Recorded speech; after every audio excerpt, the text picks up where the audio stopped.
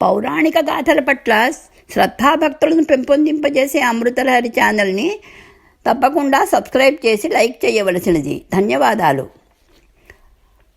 నారద పురాణము. తమ గృహానికి విచ్చేసిన నారద మహర్షిని సాదరంగా ఆహ్వానించారు దక్షుని పుత్రులు. కుమారులారా, సువిశాలమైన ఈ భూమిపై ఎన్నో పుణ్యతీర్థాలు వెలిసి ఉన్నాయి. పవిత్రమైన రేవా నదిలో స్నానమాచరించి భగవద్ధ్యానం కావించడంతో జన్మ ధన్యమవుతుంది. నేను ఆ నదీ జలాలలో స్నాతుడినై వస్తున్నాను. మీరు కూడా ఆ విధంగా కావించి భూప్రదక్షిణం చేసి రండి అని ఉపదేశించాడు నారదుడు వాళ్ళ వైపు చిరునవ్వుతో చూస్తూ. అలాగే తక్షణం బయలుదేరి వెళ్తాము అన్నారందరూ ఉత్సాహంగా. ఆ వెళ్ళిన వాళ్ళు తిరిగి రాకపోవడంతో దక్షునిలో ఆందోళన పొడసూపింది. ఇందులో ఆందోళన పొందవలసింది ఏమీ లేదు. నీ పుత్రులు విరాగులై భగవంతుని ఆరాధనలో కాలం గడుపుతున్నారు. నారాయణ నారాయణ అంటూ తాపీగా నారదుడు చెప్పినది విని కోపంతో వణికిపోయాడు దక్షుడు. నీవు విరాగివైనది కాక నా పుత్రులను కూడా సృష్టి కార్యంలో తోడ్పడకుండా వచ్చేసావు కదా. వారిది నాకు దూరం చేసినందుకు ప్రతిగా నీవే నాకు పుత్రుడివై జన్మించు నారదా, నీకిదే నా శాపం అన్నాడు దక్షుడు. దక్షుని శాప కారణంగా తన దేహాన్ని త్యజించి దక్షునికి వీరునికి పుత్రునిగా జన్మించాడు నారదుడు. పుట్టిన వెంటనే శాపం తీరి పూర్వరూపంతో చేతిలో మహతితో ప్రత్యక్షమై దక్షునికి నమస్కరించాడు. నీవు నాకు సోదరుడవు, ఇప్పుడు తండ్రివి కూడా అయినావు. నా వల్ల కలిగిన మనస్తాపానికి మన్నించవలసిందిగా కోరుతున్నాను అన్నాడు పశ్చాత్తాపం నిండిన గొంతుకతో. దక్షుని కోపం పూర్తిగా తగ్గలేదు. అందరి మధ్య తంపులు పెడుతూ కలహాలు కల్పిస్తూ ఇకపై కలహభోజనుడు అని పిలువబడతావు. ఇంకెప్పుడూ నాకు ఆగ్రహం కలిగించే సాహసం చేయవద్దు అన్నాడు దక్షుడు. అక్కడి నుండి బయలుదేరి బ్రహ్మలోకానికి వెళ్ళి జరిగిన విషయం విన్నవించాడు నారదుడు. దక్షుడు దేవీమాత భక్తుడు. అతని పట్ల అపరాధివై శిక్షను అనుభవించావు. కలహభోజనుడివైనా నీ వల్ల చివరకు మంచే జరిగేలా అనుగ్రహిస్తున్నాను. నారదా, పునర్జన్మను పొందావు. ఇకనైనా వివాహితుడివై దక్షునికి సృష్టి కార్యంలో సహాయం కావించు. నీకోసం అతిలోక సుందరిని సృజించి ఇస్తాను పత్నిగా అన్నాడు బ్రహ్మదేవుడు చిరునవ్వుతో చూస్తూ. ఆ మాటకు కళవళపడుతూ, వద్దు తండ్రి వద్దు, నాకు సంసార బంధంలో తగులుకొనాలన్న కోరిక లేదు, నన్ను ఇలాగే ఉండనివ్వండి అన్నాడు నారదుడు. నీ మంకుపట్టు నీదే కదా. నా మాటను మరోసారి త్రోసిపుచ్చినందుకు ఫలితంగా నీవు గంధర్వుడివై జన్మించి కామభోగాలు అనుభవిస్తూ జీవించు అన్నాడు బ్రహ్మ కఠినంగా చూస్తూ. వెనువెంటనే బ్రహ్మ సమక్షంలో నారదుడు దేహత్యాగం కావించాడు. ఆయన శరీరం నుండి వెలువడిన జీవాత్మ గంధర్వలోకం వైపు సాగిపోయింది. స్వామి, నారదుని పట్ల అంతటి కఠినత్వం ఎందుకు ప్రదర్శించారు? సనకాదులలాగే విరాగిగా జీవించాలనుకున్న అతని కోరిక తీర్చుకునే అవకాశం ఎందుకు ఇవ్వలేదు? భర్త వైపు కుతూహలంగా చూస్తూ అడిగింది సరస్వతీదేవి. సనకాదులు నేను ఏకాగ్రతతో పరబ్రహ్మను ధ్యానిస్తున్నప్పుడు నా మానసం నుండి ప్రభవించిన వాళ్ళు. ప్రథమంగా సృష్టి సామర్థ్యం పొంది నేను సృజించిన వారు. ఆ సమయంలో నా మనసు పరబ్రహ్మపై లగ్నమై ఉండడం వల్ల పరబ్రహ్మ రూపుడైన మహావిష్ణువే స్వయంగా వారి రూపంలో అవతరించడం జరిగింది. అందుచేత పరబ్రహ్మతత్వాన్ని తెలుసుకోవాలన్న జిజ్ఞాస వారిలో అంకురించింది. ఆ విషయం గ్రహించే వారికి స్వేచ్ఛను ప్రసాదించాను.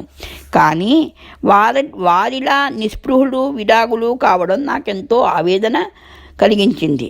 వెంటనే తేరుకుని సృష్టి కార్యంలో నాకు సహాయపడటానికి నా అంగాల నుండి పురుష ఉపాధిలో 10 మందిని సృజించిన విషయం నీవెరిగినదే కదా. వారిలో దక్షుడు మొదలైన వారు నాకు సహాయపడటానికి సంసిద్ధులవడం నాకెంతో ఆనందాన్ని ప్రసాదించింది. నారదుడు సృష్టి కార్యం పట్ల విముఖుడై సదా భగవద్ధ్యానం కావిస్తున్నా అతని మనస్సు ఇంకా పరిపక్వత చెందలేదు. అందుకే ఈ పరీక్షలు అవసరమైనాయి అంటూ గంభీరంగా తెలియజెప్పి ధ్యానమగ్నుడైనాడు బ్రహ్మదేవుడు. ఉపవర్షణుని వృత్తాంతము. నారాయణ పరో జ్యోతిరాత్మా నారాయణ పరః నారాయణ పరం బ్రహ్మతత్వం నారాయణ పరః నారాయణ పరో ధ్యాత ధ్యానం నారాయణ పరః అని ధ్యానిస్తూ సువర్ణ పుష్పాలను మహావిష్ణువు విగ్రహం పాదాల దగ్గర ఉంచుతున్నాడు ఉపవర్షణుడు. గంధర్వరాజు చిత్రగుప్తుడు ఆయన భార్య కొద్ది దూరంలో నిలిచి తమ పుత్రుడు ఏకాగ్రతతో భక్తి శ్రద్ధలతో పూజ కావిస్తుండటం చూసి నిశ్శబ్దంగా బయటకు వచ్చారు. దేవి, మన పుత్రుడు మహావిష్ణువుని ఎంతో భక్తి ప్రపత్తులతో ఆరాధిస్తున్నాడు.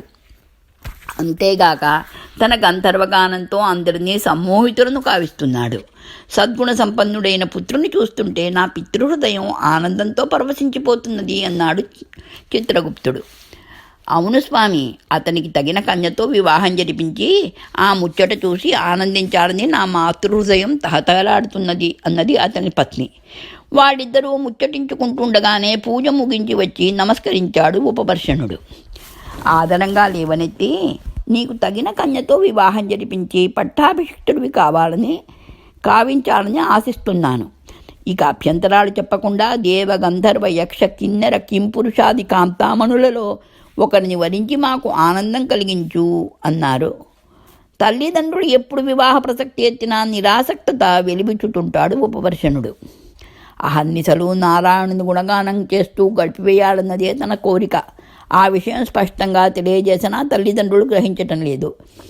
ఇప్పటికేదో ఒకటి చెప్పి తప్పించుకోవాలి అనుకుంటూ లేచాడు. తండ్రి, కొంతకాలం భూలోక విహారం కావించి రావడానికి అనుమతిని ప్రసాదించండి.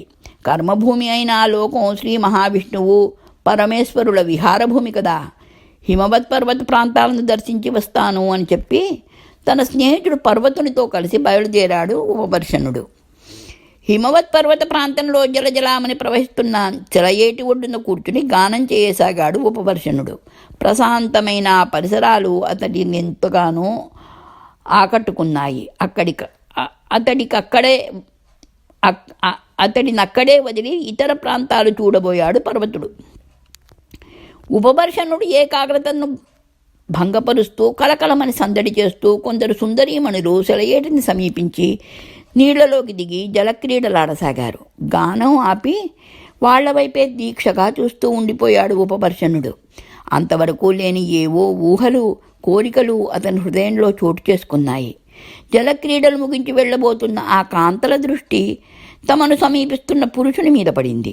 చిత్రంగా అతన్ని చూస్తూనే వాళ్ళ హృదయాలు కూడా మధురమైన ఊహలతో పరవశించాయి. ఆ సమాగమం విధి నిర్ణయం కావచ్చును. వివాహేచ్ఛలేని ఉపవర్షణునికి ఆ కాంతలందరితో సుఖించాలన్న కోరిక కలిగి అంతకంతకు అధికం కాసాగింది. వాళ్లను కలుసుకుని తన కోరిక వెల్లడించాడు. వాళ్ళు కూడా అంగీకరించడంతో అక్కడే గాంధర్వ విధిని వివాహం చేసుకుని అక్కడే చాలా కాలం కామభోగాలను అనుభవిస్తూ గడిపేశాడు. తరువాత పర్వతుడు హెచ్చరించడంతో వాళ్ళందరితో సహా తన లోకాన్ని చేరుకుని తల్లిదండ్రులకు ఆనందం కలిగించాడు. కానీ అప్పటి నుండి అతనిలో భక్తి, గానం పట్ల ఆసక్తి అంతరించిపోయింది. పత్నుల తోడితే లోకంగా అంతఃపుర భోగాలలో మునిగి కాలం గడపసాగాడు. ఉపవర్షణుడిలో ఎంత మార్పు వచ్చింది! భగవద్ ఆరాధన, గానం అన్నీ మరిచిపోయి విషయవాంఛలలో మునిగి తేలుతున్నాడు. వివాహం అతని పతనానికి కారణమవుతుందని ఊహించలేదు. అతడిని ఏ విధంగా మందలించాలి? తిరిగి అతడిని పూర్వపు స్థితికి తీసుకురావడం సాధ్యమవుతుందా? ఆలోచనలలో వేగిపోతున్న గంధర్వరాజుకు ఉపబ్రహ్మలు పంపిన ఆహ్వానం మరింత ఆందోళన కలిగించింది. బ్రహ్మలోకంలో ఉపబ్రహ్మలు మహాసభను నిర్వహిస్తున్నారు. మీరు పుత్ర సమేతంగా విచ్చేసి గాంధర్వగానంతో సభను రంజిల్ల చేయవలసింది. ఆహ్వాన పత్రికను చదివి చిన్నగా నిట్టూర్చాడు గంధర్వరాజు. సుఖభోగాలలో సర్వం మరిచిన పుత్రుడు ఆ సభకు రావడానికి అంగీకరిస్తాడా? వచ్చినా గానం చేయగలుగుతాడా అనుకుంటూ ఒక చెలికత్తె ద్వారా ఆహ్వానాన్ని కుమారుని దగ్గరకు పంపాడు.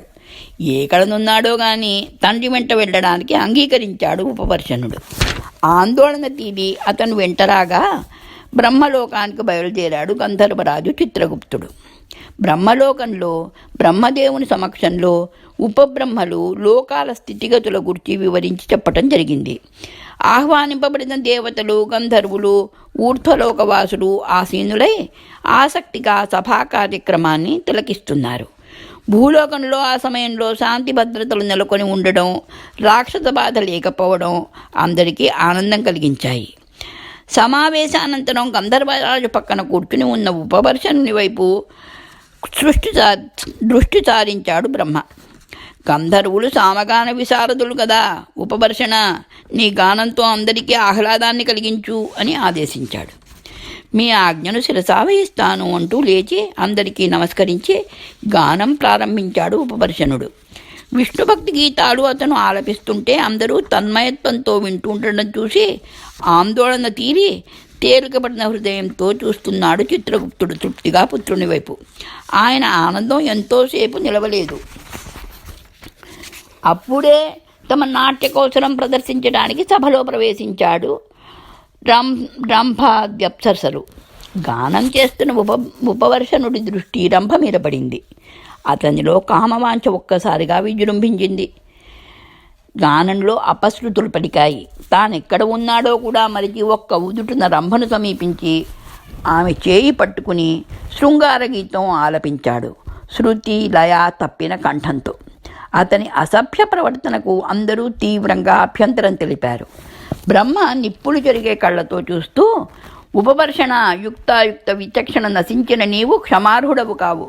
మరుజన్మలో భూలోకంలో దాసీపుత్రుడవై జన్మించి కష్టాలను అనుభవించు, వెంటనే ఇక్కడి నుండి వెళ్ళు అంటూ గర్జించాడు. అందరికీ క్షమార్పణలు చెప్పుకుని ఏమీ పట్టనట్టు నిలుచున్న పుత్రుడి చేయి పట్టుకుని బ్రహ్మలోకం విడిచి తమ పురాన్ని చేరుకున్నాడు చిత్రగుప్తుడు. ఉపవర్షణునికి బ్రహ్మ నిర్దేశించిన ఆయుర్దాయంలో మరికొంతకాలం మిగిలి ఉండటం చేత గంధర్వలోకానికి తిరిగి వచ్చి యథేచ్ఛగా జీవించసాగాడు. ఒకరోజు పత్నులతో ఒక వనంలో విహరిస్తున్నాడు ఉపవర్షణుడు. అక్కడ ఒక చిత్రమైన దృశ్యం అతని కళ్ళబడ్డది. కొందరు సుందరీమణులు విచారవదనాలతో అక్కడ తిరుగుతున్నారు. వారి శరీరాలలో ఒక్కొక్క అంగం లోపించి ఉన్నది. వాళ్ల వైపు సానుభూతిగా చూస్తూ, ఎవరు మీరు? ఈ విధంగా అంగలోపం ఎందుకు కలిగింది అని ప్రశ్నించాడు ఉపవర్షణుడు. మేము సంగీత దేవత అంగాలము, శృతి లయ తాళాలము. ఒక గంధర్వుడు బ్రహ్మసభలో అపశృతులతో లయతాళాలను మరిచి పాడినందువల్ల మాకు ఈ లోపాలు ఏర్పడ్డాయి. సంగీతానికి అధిదేవత సరస్వతీమాత పట్ల అపరాధం కావించిన ఆ గంధర్వుడు తిరిగి ఆమెను ప్రసన్నురాలిని కావించుకుంటే తప్ప మాకు ఏర్పడిన ఈ లోపాలు సరికావు. అతనికి ఈ విషయం తెలియజేయగలవా అని తమ దుస్థితికి కారణం చెప్పారు వాళ్ళు.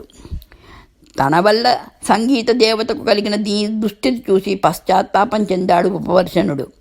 అందుకే త్వరలో మీ స్థితి చక్కబడగలదని వాళ్లకు ధైర్యం చెప్పి అక్కడి నుండి తిరిగి వెళ్ళిపోయాడు. గంధర్వలోకాన్ని విడిచి భూలోకంలో ఒక నిర్జన ప్రాంతంలో సరస్వతీదేవిని గూర్చి కఠోరమైన తపస్సు కావించి ఆ దేవి సాక్షాత్కార భాగ్యాన్ని పొందాడు. మాత, సంగీత దేవత పట్ల అపరాధినైనాను, నా తప్పు మన్నించి ఆ అంగలోపాలను సరిదిద్దు అంటూ ప్రార్థించిన ఉపవర్షణుని వైపు ప్రసన్నంగా చూసింది సరస్వతీదేవి. వత్స, శాపవసాన ఆ విధంగా ప్రవర్తించినా నీవు సంగీత శాస్త్ర పారంగతుడివే. నీ పశ్చాత్తాపంతో సంగీత దేవత అంగలోపం సవరింపబడింది.